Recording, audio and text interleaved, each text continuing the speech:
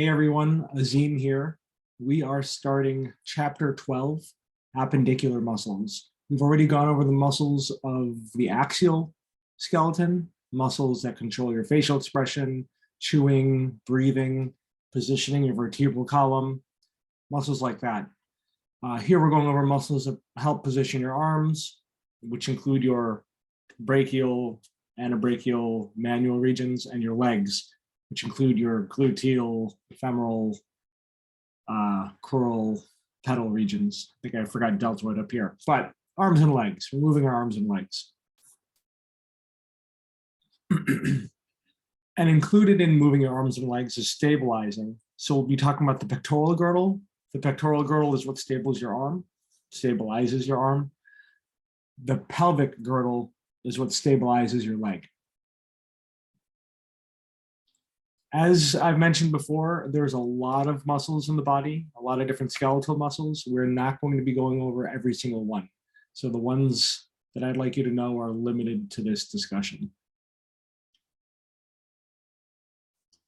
Why do we need skeletal muscles? They're really good for moving appendages, among other things. But say you need to pour ourselves a drink, or if we need to dance, those are all great reasons to have skeletal muscles, and they help you move at joints. Now the robots pictured here, they don't have muscles, but they do move at joints. What we need to do as humans, we have a different solution for moving these joints. These robots work by motors and stuff and gears. We work with muscles pulling on different parts. We have origins and then insertions that are more distal, and we pull, and that helps move the muscle. We pull, and that helps move our arm or leg.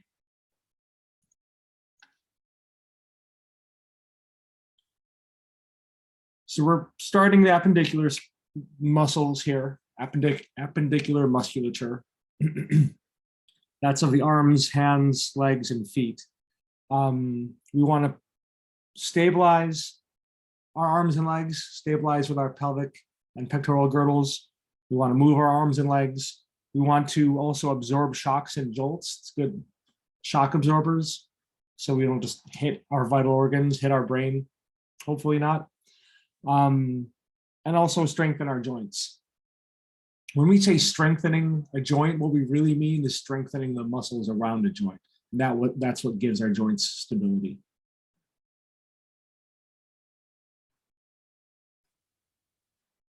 So let's just jump right into it. Muscles of the pectoral girdle,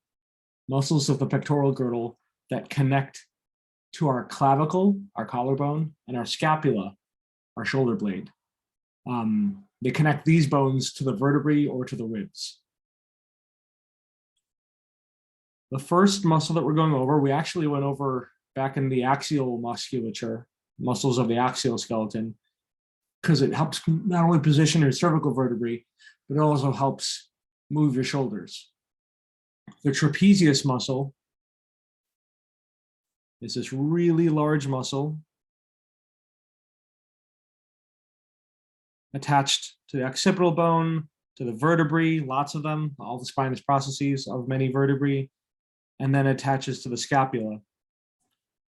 It can elevate, raise your acromioclavicular joint, not the glenohumeral joint, the acromioclavicular joint, the joint between your clavicle and your acromion process of your scapula. It can elevate, it can depress. So shrug up, go down.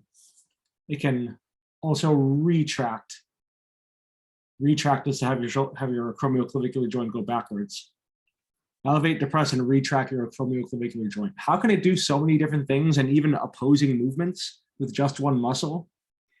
Because this muscle, it can be divided into several parts. I'm not going to test you on the different parts, but there's a upper, middle, and lower part, and they can do different things because they're attached to different places. The trapezius is a fairly superficial muscle. So if you dissect and peel away the trapezius, you're going to find more muscles underneath it, more muscles deep to it. So in this picture, we have a superficial dissection on the left side, and then a slightly deeper dissection here on the right side. We have one muscle right here that attaches from the vertebrae to the medial line of the scapula, and then another muscle right here that attaches to the inferior portion of the scapula.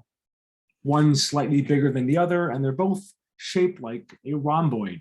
A rhomboid is a parallelogram, if you remember from geometry. These muscles are called the rhomboid major and the rhomboid minor.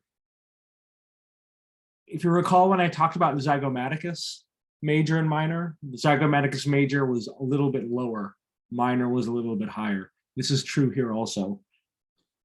Zygomaticus major is the one that's lower down. Zygomaticus minor is higher up, more superior. Larger muscles deal with more gravity, more weight. These rhomboids, by being attached in this location, in this medial location, when they shorten, they're going to pull towards the vertebrae. The insertion is along the scapula, and they're going to pull medially towards the vertebrae. So what they can do, and a little bit up, what they can do is they can elevate, they can retract. Elevation and retraction of your acromioclavicular joint.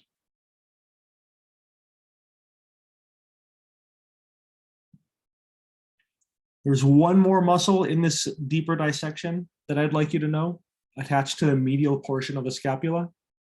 You can see it's more superior and it attaches higher up, all the way to the higher cervical vertebrae.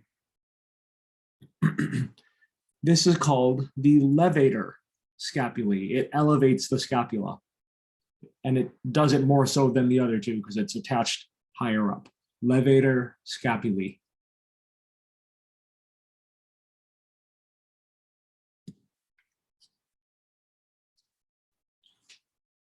That was all on the posterior side. Let's go to the anterior side, still attached to the clavicle and scapula, muscles of the pectoral girdle.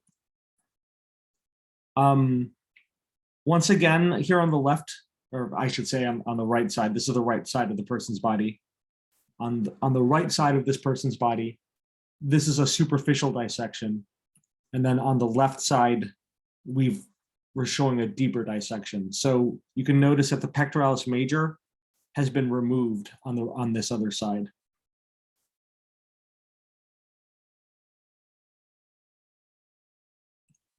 So in this deeper dissection, we can see one muscle that attaches from this coracoid process. Remember the coracoid process of the scapula?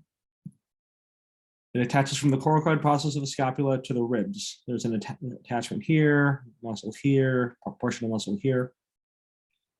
This muscle is known as pectoralis minor. There is a pectoralis major, which is more superficial. We'll get to that. The pectoralis minor attaches to the scapula and to the ribs, so it can position your acromioclavicular joint. It's for protraction. Pectoralis minor is for protraction of the acromioclavicular joint. We saw retraction for those rhomboids. Here's protraction. So those are antagonists. A little bit more inferior, attaching to the scapula and to the ribs also. It's all along the ribs here. This is known as serratus anterior. There's another serratus muscle, serratus posterior, and it's a little farther back. I'm not going to test you on it, but serratus anterior, it's a bit lateral, but and inferior to pectoralis minor. It's called serratus. If you're familiar with a serrated knife is a knife that has lots of little jagged teeth. And so this looks kind of jagged. Let me erase my, looks a little jagged. Serratus anterior. Also protracts the acromioclavicular joint. Since it's attached on the anterior side, it pulls. It's going to bring your shoulders forward. It helps, in my opinion, to think of actions where you can use these muscles. So I've provided some pictures here from this website of some exercises you can do to either work out or stretch these muscles.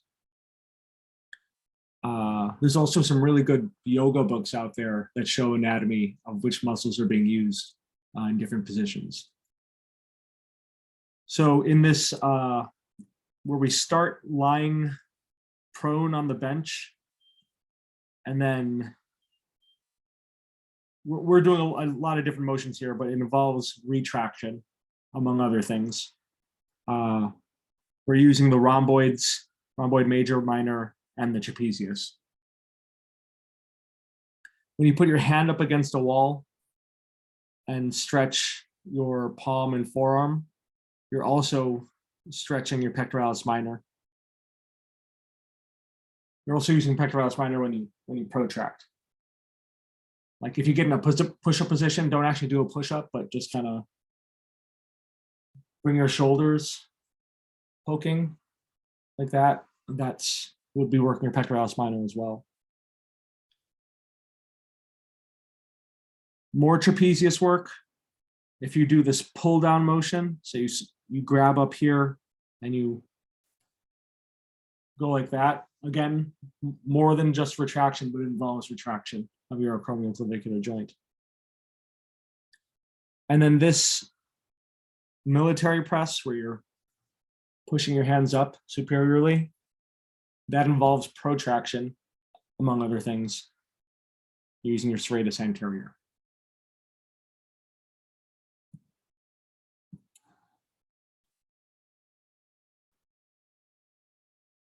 Muscles, those are muscles that position the pectoral girdle, position and support the pectoral girdle. This group of muscles, they all insert into the humerus somewhere a little, not quite at the head region, head tubercle region, but a little bit more distally. So what I mean is around this region, that's where they insert, versus somewhere like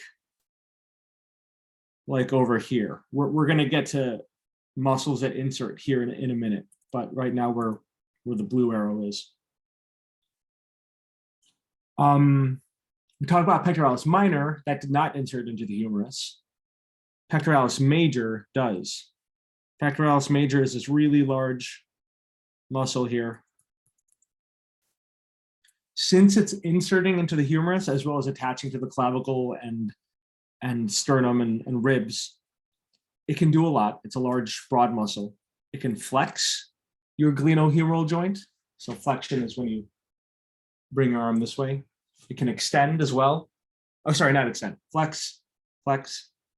You can adduct, so you can bring your arms closer. If you've ever done like one of those fly machines, then you know you can use your pectoralis major there. You can adduct, and you can medially, internally rotate your glenohumeral joint. The pectoralis major acts at the glenohumeral joint. We saw pectoralis minor that acts at the acromioclavicular joint. Different muscles, different attachments, different movements.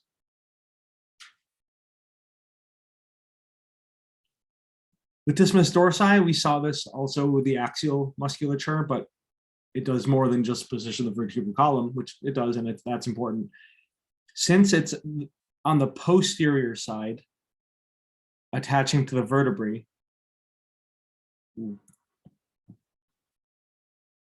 it attaches to the spinous processes on the posterior side, but then attaches all the way up to the humerus. Really, really large, broad muscle. That's what latissimus means. Latissimus means very wide and very wide. And dorsi means on the back. Very wide muscle on the back, latissimus dorsi. It's positioned posterior instead of anterior, so it's the opposite, almost, in some ways, not every way. It's the opposite of pectoralis major. Rather than flexion, it extends. It extends at the glenohumeral joint. But because they're both on one side of the body, it also adducts and medially rotates. the glenohumeral joint. So in terms of flexion extension, these two muscles are antagonists, but they work together, they're synergists in terms of adduction and medial rotation.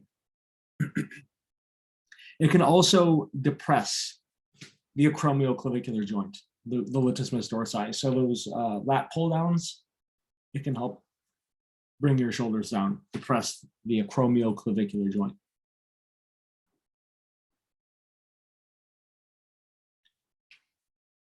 The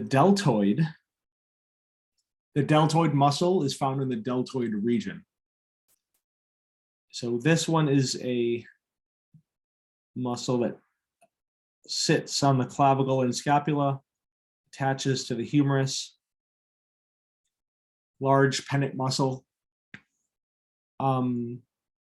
Because it's large and is on the anterior, lateral, and posterior side of your shoulder, it can do a lot. It can abduct, so this helps you go away. You can feel your muscle contract when you go like this. It can abduct your glenohumeral joint. It can flex, since it has that anterior portion, and it can extend, since it has that posterior portion. That's how it's able to do multiple, seemingly opposite, or they are opposite motions, because they have different regions of the muscle doing different things.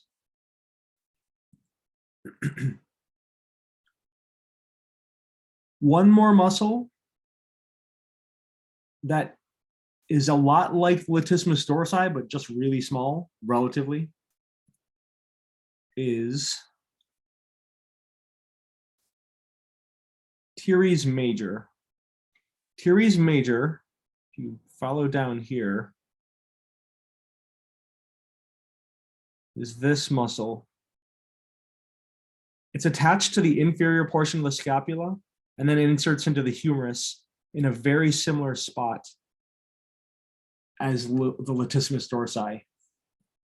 Latissimus dorsi and teres major are very similar, just one's much, much bigger.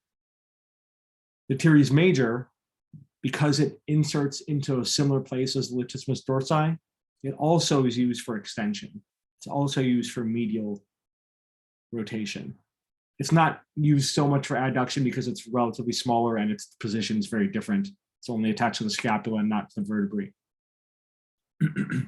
Teres major, extension and medial rotation.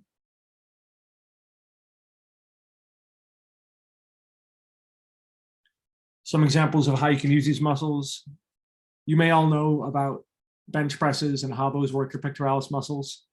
So here's a bench press where you're pushing, you're protracting and extending, or flexing rather. You're flexing because your arms are going forward. The glenohumeral joints. You can also use your anterior deltoid for this as well, since you're protracting and flexing. Here's that lat pull down again, where you start up here and you pull down. You're retracting, you're depressing your acromioclavicular joint, you're extending as well with your glenohumeral joint. You're using your latissimus dorsi, your teres major, some of your deltoid and pectoralis major a little bit, since these are large muscles that can help out. Then if you really want to focus on your deltoids, one motion you can do is you start here and you end here. Abduction of your glenohumeral joint.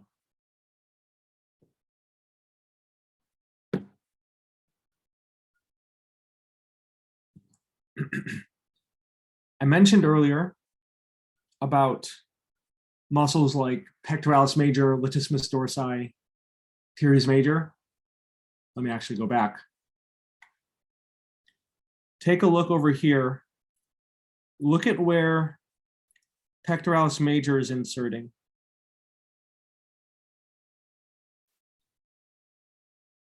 Pectoralis major inserts not quite at the most proximal portion of the humerus, just a little bit more distally. And if we flipped it over, we would see the same thing for teres major and for latissimus dorsi. It would insert just a little bit distally on the humerus.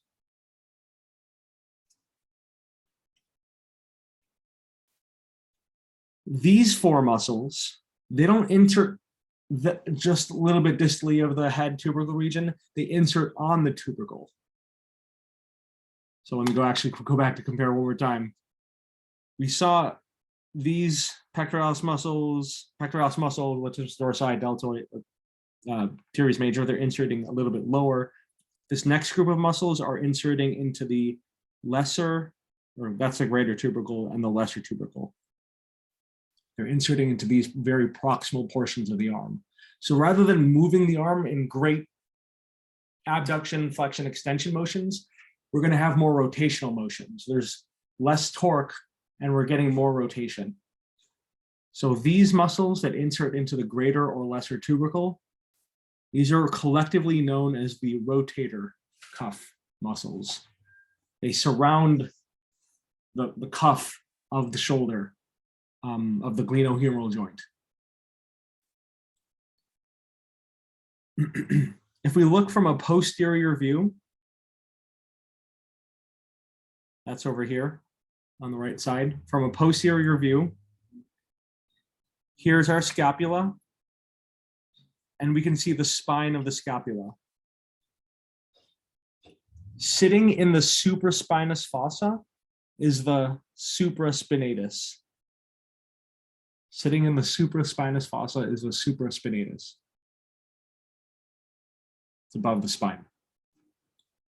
The supraspinatus, it's almost basically where the deltoid is. The deltoid would be, if it were still here, it's dissected out. Deltoid sitting right here. It has a very similar function as the deltoid. The supraspinatus also abducts the glenohumeral joint. Below the spine, inferior to the spine, is the infraspinatus. The infraspinatus is for laterally, externally rotating. We saw medial rotation a minute ago. This is for external rotation, lateral rotation. Just inferior to that, we have another muscle, the teres minor. It's small.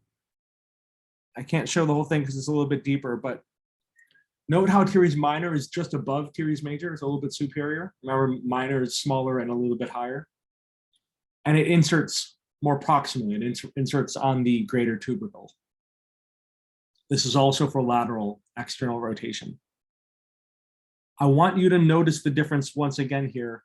Teres major is lower down, attaches to the inferior portion of the scapula, and does not insert to a tubercle. It inserts just a little bit lower, a little bit more distal. And because of that, it is not considered a rotator cuff muscle.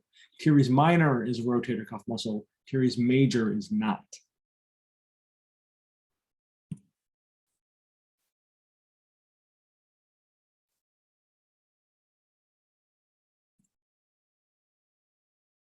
Three rotator cuff muscles on the posterior side of the scapula.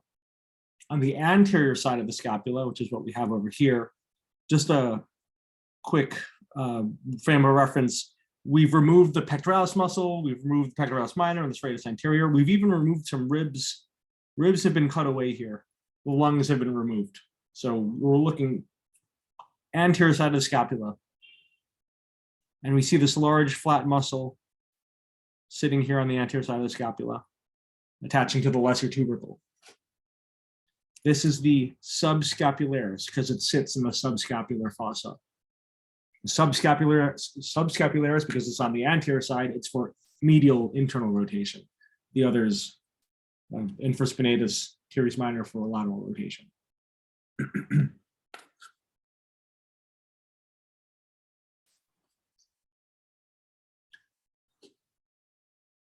This motion where you abduct your glenohumeral joint, once again, you can use your deltoid, but we're focusing here on the supraspinatus. This motion where you're lying on your side and you externally rotate, you're using your teres minor and your infraspinatus, where you're laterally rotating. This stretch here where you're stretching your trapezius, which we'll get, or sorry, your triceps, which we'll get to, but when you do this stretch, you're stretching out your subscapularis. grabbing, if possible, onto your hands or onto a towel or belt and pulling. Let's take a look at these muscles that we just went over in complete anatomy so we can get a better three-dimensional view of things.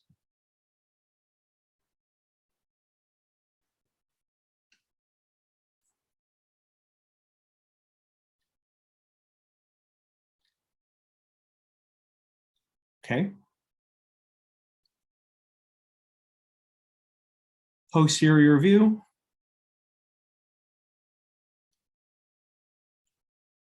Here is our trapezius.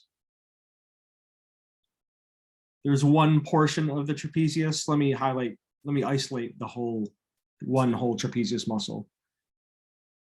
You can see one whole trapezius muscle, very large. It's viewable from the anterior side, lateral, and posterior. One cool thing you can do here in complete anatomy that I'm not going to do for every single one is if you pay attention to this area right here, you can click on motion. So if I click on motion, I can ask it to show me shoulder retraction. I'm going to click on that.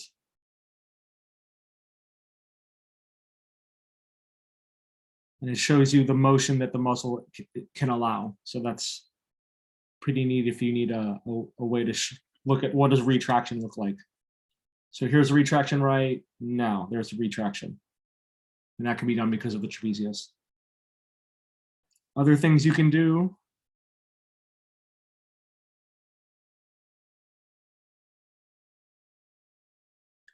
If you click on this OI, it shows you the origins and insertions. It has several origins and insertions, but yeah, you can isolate that part of the bone where it's inserting or originating.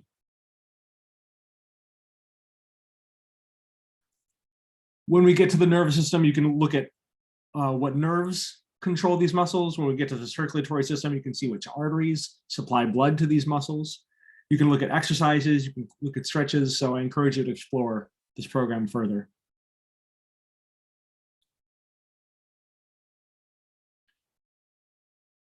If we dissect the trapezius, so I'm going to hide the trapezius, we'll see muscles that are deep to it.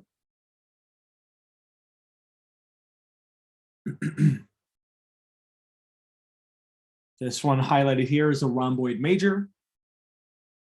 Superior to that is the rhomboid minor.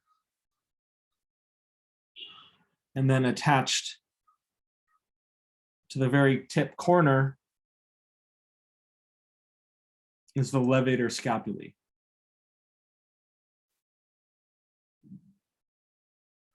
Quick reminder, this link that I'm using is found in our Canvas page. It's isolating just the muscles I'm asking you to know. So these aren't all the muscles in the body. A lot of them have been removed, just so we can focus on the ones that I'd like you to know. If we flip to the other side, here's pectoralis major, which I'm actually going to remove.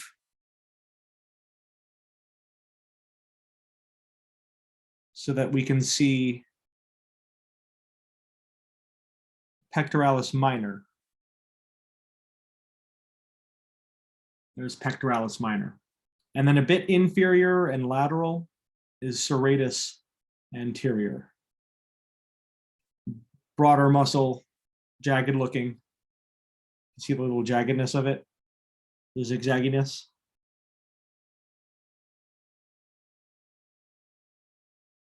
Let me isolate it. There's serratus anterior.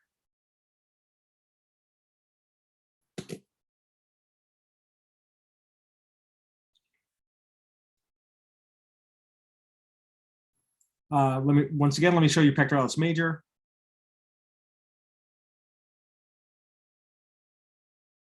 The way it inserts into the humerus, look at how it's not quite at the tubercle. It's a little more distal. Even wraps around a tiny bit, more lateral. It's pectoralis major. The posterior side.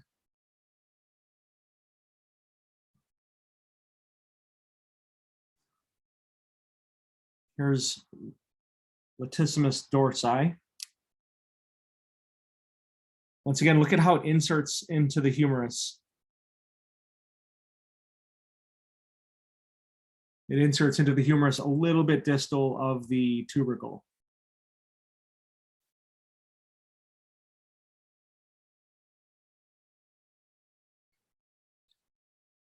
Teres major is just a little bit superior to that.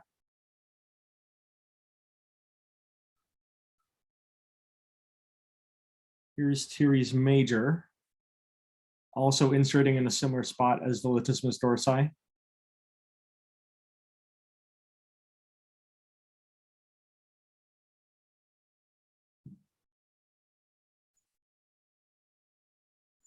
And the deltoid, this large muscle, it's only going to highlight a portion of it, but it's this whole shoulder muscle. So if I isolate it, it's all of this.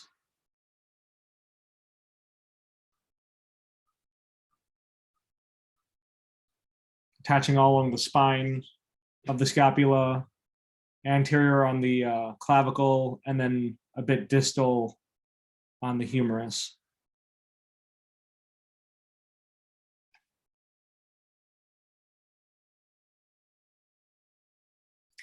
Looking at our rotator cuff muscles, above the spine, superior to the spine, we have our supraspinatus.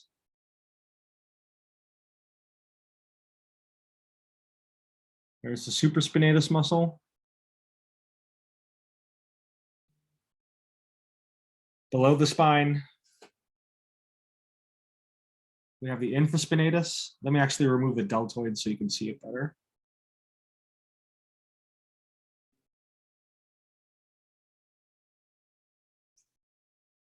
Infraspinatus.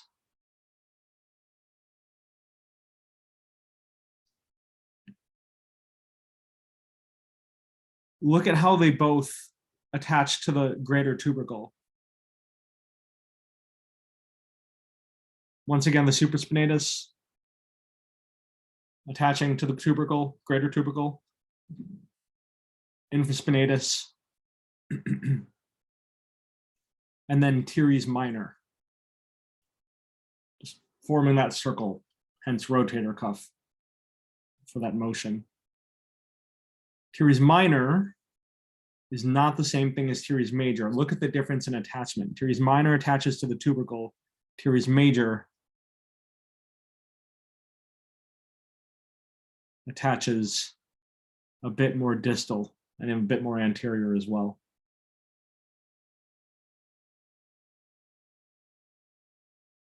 So supraspinatus, infraspinatus, teres minor are the three of three rotator cuff muscles on the posterior side. On the anterior side, we have to do a little dissection here. We can see this muscle attaching to the lesser tubercle. There's the subscapularis attaching to the lesser tubercle. Let me isolate it so you can see it better. There's the subscapularis sitting in the subscapular fossa. It's not attached to the ribs. It's just posterior to it. It's attached to the scapula and the humerus. It is not attached to the ribs. All right, those are muscles of the pectoral girdle and ones that insert into the proximal humerus. We will be making our way down more distally in the next video. So I'll see you then. Let me know if you have any questions. Thanks. Take care.